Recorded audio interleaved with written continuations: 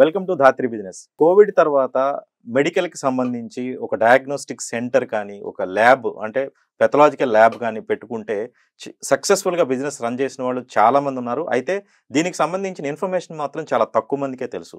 ఈ ఇన్ఫర్మేషన్ కోసం మీరు ఇప్పుడు మనం కలబోయే గెస్ట్ డాక్టర్ సింగం శ్రీనివాసరావు గారు. ఆయన మ్యాగ్నిస్ డయాగ్నోస్టిక్స్ ఎండి అండ్ ఫౌండర్. రెడీగా ఉన్నారు? Hello sir. నమస్కారం అండి. సార్, మ్యాగ్నిస్ డయాగ్నోస్టిక్స్ అనే ఒక డయాగ్నోస్టిక్ సెంటర్ని మీరు స్టార్ట్ చేశారు. స్టార్ట్ చేయడం అంటే అది ఆల్రెడీ బిజినెస్లో మీరు ఉన్నారు. కానీ ఈ బిజినెస్ స్టార్ట్ చేయడానికి ముందు ఎవరు ఈ డాక్టర్ సింగం శ్రీనివాసరావు గారు అంటే మీ బ్యాక్గ్రౌండ్ ఏంటి సార్ అసలు? Thank you sir for asking this question. So నా పేరు doctor Singam Srinivasarao. I'm from Medak. Medak దగ్గర ఒక చిన్న పల్లెటూరు అండి, రాయన్పల్లి అని. ఓకే. సో నా టెన్త్ అండ్ ఇంటర్ డిగ్రీ అయిన తర్వాత then I went to north India for doing this MSc immunology. MSc immunology చేసిన తర్వాత PhD work also parasitic diseases మీద చేశాను.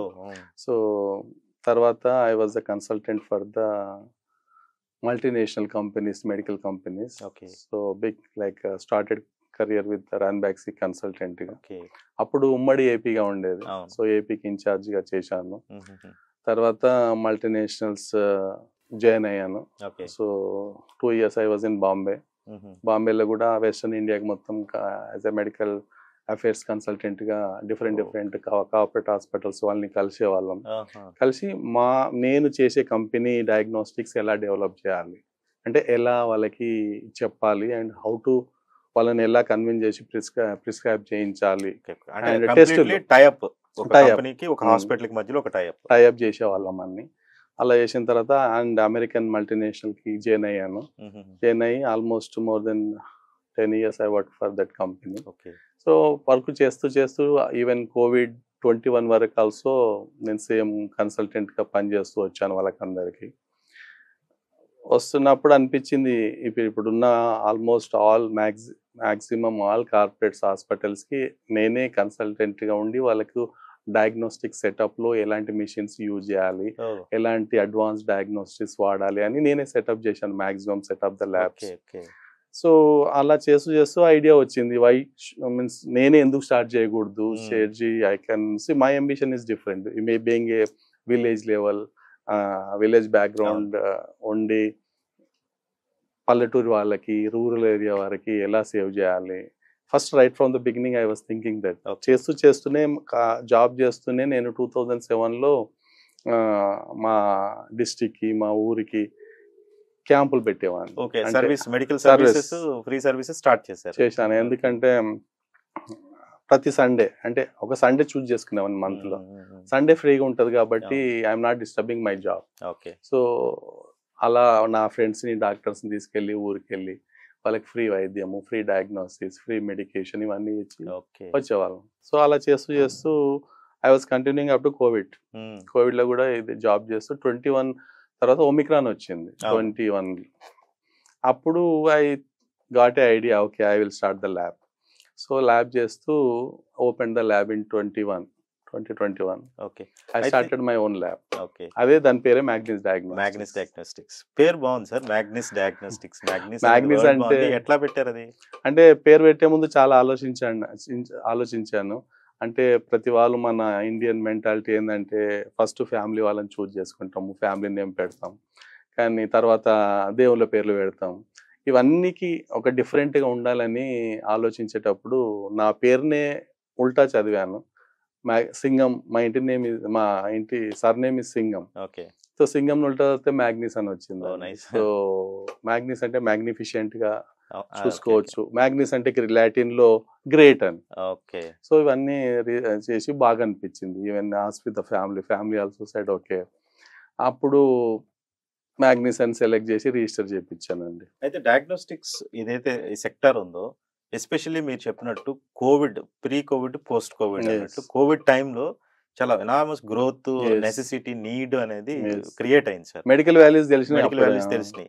అయితే గ్రోత్ చూస్తే ఒక్కొక్క కంపెనీ 60% గ్రోత్, 28% గ్రోత్. ఇప్పుడు మెట్రోపోలిస్ కావచ్చు, లేదంటే పాత్ ల్యాబ్స్ కావచ్చు, విజయ డయాగ్నోస్టిక్స్, వీటన్నిటిని ఎగ్జాంపుల్ గా తీసుకుంటే అసలు ప్రీవియస్ టు కోవిడ్ ముందు ఈ బిజినెస్ ఎలా ఉండేది? కోవిడ్ తర్వాత అంత మరి ఇప్పుడు అది ఎట్లా మారింది? అంటే కోవిడ్లో ద మెడికల్ వాల్యూస్ తెలిసినాయండి, తెలిసాయి అందరికీ. So maximum the importance of the doctors, importance of the paramedical staff, everything అందరికి చాలా ఉపయోగపడుతుంది. అండ్ ముఖ్యంగా healthy, how to be means how to to precautions ఎలా తీసుకుందాం మెడికల్గా. అంటే ప్రతి ఒక్కరు కోవిడ్లో చాలా మందిని చూశారు కోల్పోవడం. సో ఇప్పటి నుంచి అన్న రెగ్యులర్గా ప్రివెంటివ్ హెల్త్ చెక్ చేయించుకోవాలని, అండ్ డిఫరెంట్ టెస్ట్ డాక్టర్ని కన్సల్టెంట్ కావడం కానీ అలా జరిగిన తర్వాత టెస్టులు కూడా చేయడం ఎక్కువైపోయాయి. అంటే ప్రతి వ్యాధికి ఒక డయాగ్నోసిస్ ఉంటుంది. సో ఆ డయాగ్నోసిస్ ప్రకారంగా ఎన్నో టెస్టులు ఇంట్రడ్యూస్ చేయబడ్డది. అంటే ఇంతకుముందు కూడా ఉన్నాయి, బట్ అమల్లోకి రాలేదు. అది అవేర్నెస్ పెరిగింది. Every one now has that Google in their hands. So a చిన్న ఇది కావాలనే గూగుల్ కొడతారు. It is like a Google dad లాగా అయిపోయింది. సో దాన్ని చూసుకొని డాక్టర్స్ దగ్గరికి వస్తారు. యాక్చువల్గా చెప్పాలంటే గూగుల్ చూస్తే లేనిపోయిన అనుమానాలు ఎక్కువైతాయి, ఎందుకంటే it gives maximum information. So doctor దగ్గరికి వెళ్ళాలి తప్పకుండా. ఏ చిన్న మనకి అన్కంఫర్టబుల్ ఫీల్ అవుతే డాక్టర్ దగ్గరికి వెళ్తేనే కరెక్ట్ డయాగ్నోసిస్ అండ్ మెడికేషన్ ఇస్తారు. సో అది అలా. బిజినెస్ పరంగా చూస్తే ఒక కొత్త ఎంటర్ప్రినర్, కొత్త యంగ్స్టర్ వచ్చి ఒక డయాగ్నోస్టిక్ సెంటర్, పెథాలజీ ల్యాబ్ ఏదైనా పెట్టుకోవాలి అని అంటే ఫస్ట్ తెలుసుకోవాల్సింది ఏంటంటే నామ్స్ కావచ్చు, ఎస్ఓపిస్ కావచ్చు, ఇవన్నీ ఉంటాయి. వీటికి సంబంధించి ఈ సెక్టర్కి సంబంధించి రెగ్యులేటరీ అథారిటీస్ కానీ ఈ పాలసీస్ కానీ ఎలా ఉన్నాయి సార్? వీటి గురించి ఎక్స్ప్లెయిన్. ప్రతి ఒక్కళ్ళు అంటే మెడికల్ లైన్లోకి కోవిడ్ తర్వాత చాలా మంది రావడం జరుగుతుంది. ఎందుకంటే ప్రతి ఒక్కళ్ళు ల్యాబ్ పెట్టడము, ప్రతి ఒక్కళ్ళు హాస్పిటల్ పెట్టడం, ఇందులో ఎంత లాభం ఉందో, ప్రతి ఒక్కళ్ళు ఇలా అయిపోతున్నారు, కార్పొరేట్స్ హాస్పిటల్ సంపాదించుకుంటున్నారు అని ప్రతి ఒక్కళ్ళు రావడం జరిగింది. మళ్ళీ క్లోజ్ చేయడం కూడా జరుగుతుంది. అంటే ముఖ్యంగా ప్రొఫెషనల్స్ లైక్ డయాగ్నోసిస్ లెవెల్లో చెప్తున్నాను. ఫస్ట్ పిల్లలు 10th అయిపోగానే ఇంటర్ లెవెల్లో ఎంఎల్టీ, డిఎంఎల్టీ చేస్తారు. ఈ డిఎంఎల్టీ, ఎంఎల్టీ చేసిన వాళ్ళకి ఇది ఒక మంచి ప్రొఫెషనల్ కోర్స్ అండి డయాగ్నోసిస్. వాళ్ళకి జాబ్ తప్పకుండా దొరుకుతుంది. ఈ మధ్యలో ఇప్పుడు ఎంఎస్సి, బిఎస్సి, పిహెచ్డి చేసినా జాబ్ దొరికే గ్యారంటీ లేదు. కరెక్ట్. కానీ డిఎంఎల్టీ చేస్తే ప్రొఫెషనల్ డిగ్రీ లాగా టెక్నీషియన్ లాగా తీసుకుంటాం. టెక్నికల్ అండ్ స్కిల్ సెట్ ఉంటుంది కాబట్టి కంపల్సరీ తీసుకుంటాం. తర్వాత బిఎస్సి ఎంఎల్టీ ఉంటుంది, ఎంఎస్సి ఎంఎల్టీ ఉంటుంది, తర్వాత పిహెచ్డి చేసుకోవచ్చు. They can become the lab heads. అట్లా ఇట్స్ అ గుడ్ కోర్స్ అండి. మైక్రోబయాలజీ అని, బయోకెమిస్ట్రీ అని. ఇప్పుడు మేము చదివిన రోజుల్లో ఇంటర్ తర్వాత బిఎస్సి ఉండేది. బిఎస్సి బీజెడ్స్ అంటే బాటనీ, జువాలజీ, కెమిస్ట్రీ. ఈ తర్వాత మళ్ళీ ఎంఎస్సి బాటనీ, జువాలజీ ఇండిపెండెంట్గా వెళ్ళేవాళ్ళు. తర్వాత ఏంటి, కొందరేమో లెక్చరర్ ఫీల్డ్లో వెళ్తారు, మిగతా కొందరికి గవర్నమెంట్ జాబులు యూపీఎస్సి కానీ మన గ్రూప్స్ రాసి వెళ్తారు. మిగతా వాళ్ళు ఏం చేస్తారు, మళ్ళీ జాబ్ అటు ఇటు కాకుండా ఏదో మళ్ళీ వేరే ఫీల్డ్కి వెళ్ళిపోతారు. ఇలా కాకుండా ఈ మధ్యలో బిఎస్సి లెవెల్ నుంచే ఇది ఇంట్రడ్యూస్ చేశారు. ఇది ప్రొఫెషనల్ కోర్సెస్ ఎంఎల్టీ అని, బయోకెమిస్ట్రీ, బిఎస్సి, మైక్రోబయాలజీ, పెథాలజీ అనే డిగ్రీ డిఫరెంట్ ఇంట్రడ్యూస్ చేశారు డిగ్రీలో.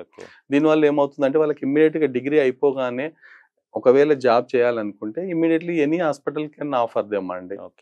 ఇప్పుడు నేనే ఉన్నాను, మాకు ప్రతి ఒక్కళ్ళు ఎంఎస్సి అది మైక్రోబయాలజీ కావాలి, బిఎస్సి బయోకెమిస్ట్రీ వాళ్ళు కావాలి, పెథాలజీ కావాలి. ప్రతి ఒక్క డిఎంఎల్టీ వాళ్ళు ఏంటంటే మ్యాక్సిమం అంటే ఫ్లెబోటమీ అండ్ ప్రాసెసింగ్ ఇవన్నీ నేర్చుకుంటారు వాళ్ళు. తప్పకుండా వాళ్ళు అవసరం ఉంటారు. ఇంకా ఫర్దర్గా కొంచెం ఇంకా ప్రాసెసింగ్ ఇవన్నీ చేయాలంటే ఒక బిఎస్ఎంఎల్టీ ఇస్ మినిమం అండి. దాని తర్వాత ఎంఎస్ఎంఎల్టీ ఇంకా ఒక మంచి ల్యాబ్ టెక్నీషియన్ కావచ్చు. And they can put on their own labs. Okay, thank you sir. Thank you very much. Me patience కి, మీ టైం కి థ్యాంక్ యూ సార్.